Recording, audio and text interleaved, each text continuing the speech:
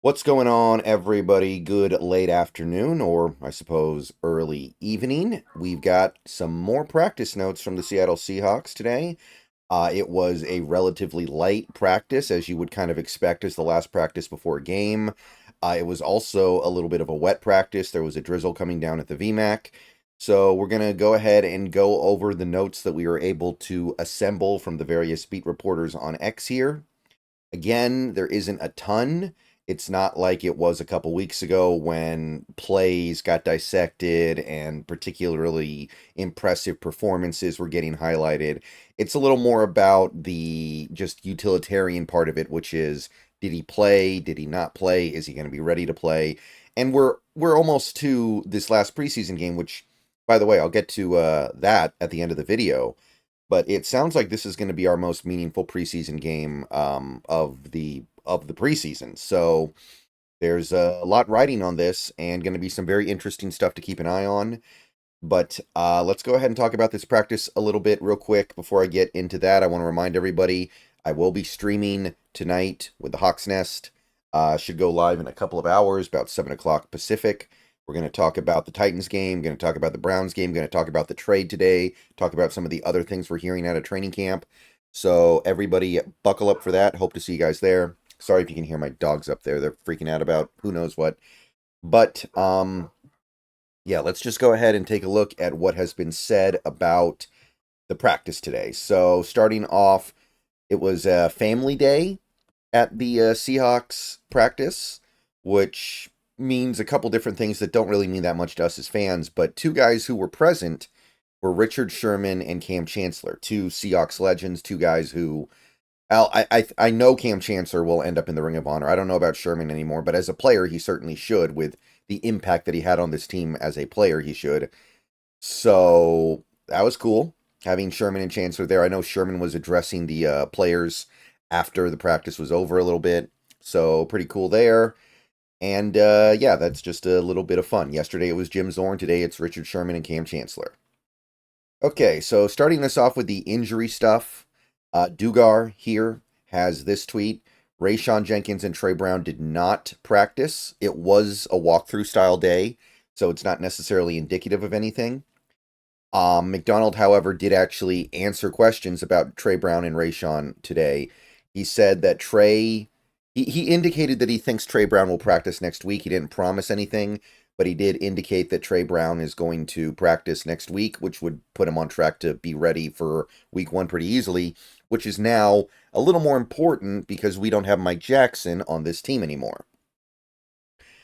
Rayshawn Jenkins, he said he wasn't sure about, which is a little bit alarming, I think. There's a little bit of concern there, but at the same time, it could just mean that they haven't had a chance to fully check it out yet, and he'll be ready to go by tomorrow. Like, who knows? But not a lot of clarity on Rayshawn Jenkins. Obviously, after this last preseason game that I assume Jenkins will not play in, you've got a little bit of time before the regular season starts to get right. But hopefully we get more information in the coming days about Rayshawn. I know Kayvon Wallace is having a really good preseason so far and a really good training camp, but I still want my starting safeties out there if at all possible. Condotta reported this stuff. Connor Williams did not do anything today. He appeared to be getting a day off. No indication that he got hurt or anything like that. And it was also said that we're not going to see Connor in the last preseason game. So the first time we see Connor Williams in a game is going to be against the Broncos in week one, hopefully. And it does seem like that's going to happen, but we're not going to see him in the preseason at all.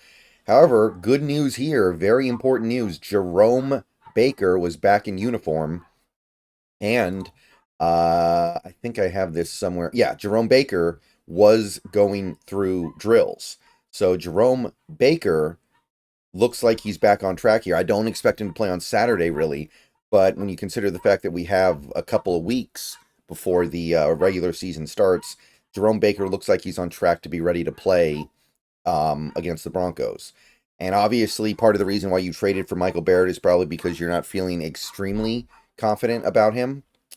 But this is obviously really good news because he is probably our best linebacker.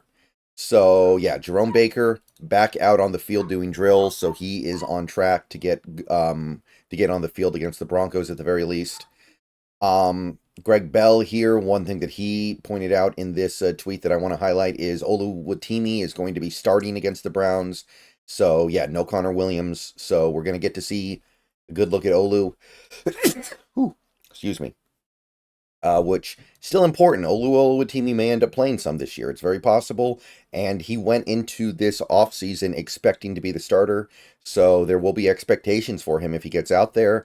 And if he gets out there, then I am going to expect competency from him. So yeah, we're going to go ahead and see a lot from him against he might play the whole game against the Browns.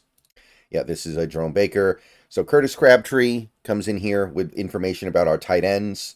Still no Noah Fant, still no Pharaoh Brown, but that was obvious. Pharaoh Brown still rehabbing.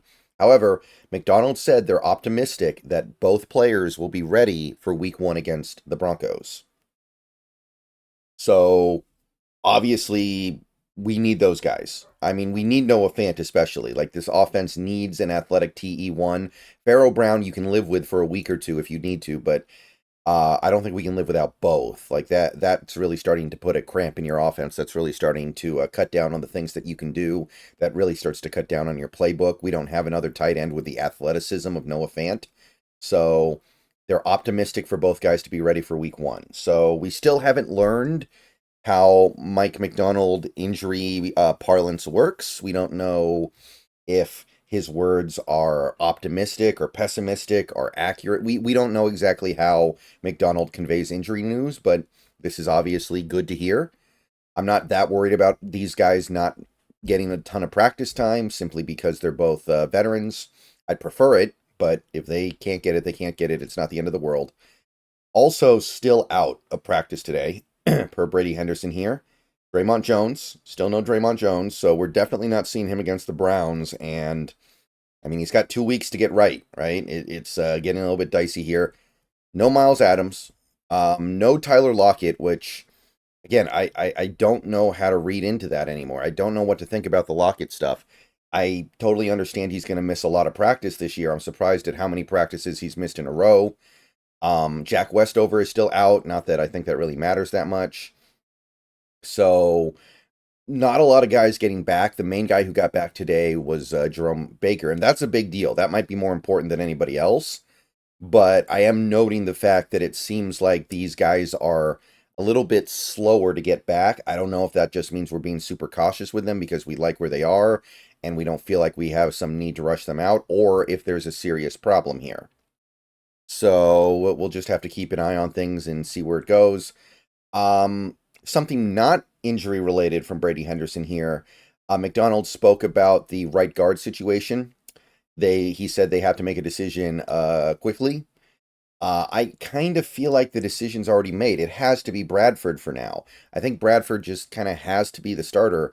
He looked really, really good in these first 2 preseason games. He's the veteran with experience. And while I like Christian Haynes a lot, I I think the way he gets onto the field right now is at left guard. I want to see both these guys starting, but it seems like Bradford would be the right guard and Haynes would be the left guard because that's where you put them so far. Haynes has already played some left guard.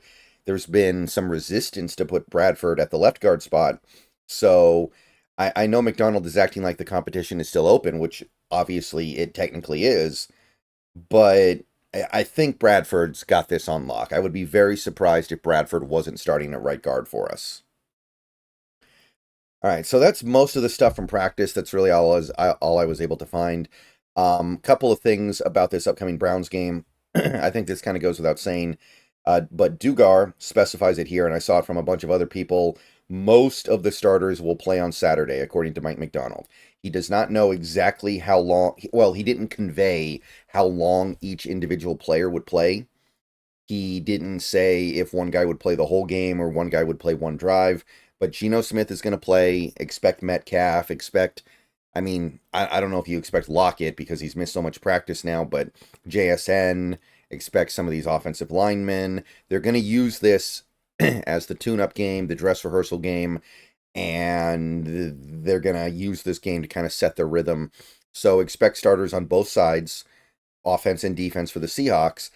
And according to Daniel Oifuzi, who I believe is a reporter for a beat reporter for the Browns, all Brown starters should expect to play against the Seahawks. So we're going to get to see a little bit of a real game here for at least a little bit. We're going to get to see both teams throwing their best out there.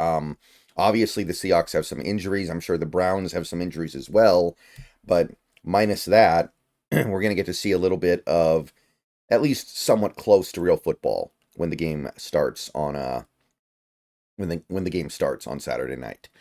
And that's really all I was able to gather up about this particular game. That's about this particular day in practice. So, I mean, I guess you could say it's somewhat successful. I think the Jerome Baker news is really, really significant. I'm really, really happy about this. It would be very strange if he's on the field doing drills now and he's not ready to go against the Broncos in a couple weeks. All right, so I'm going to go ahead and get on out of here. Streaming with a Hawk's Nest in a couple hours. Be there. We're going to talk about a bunch of Seahawks stuff.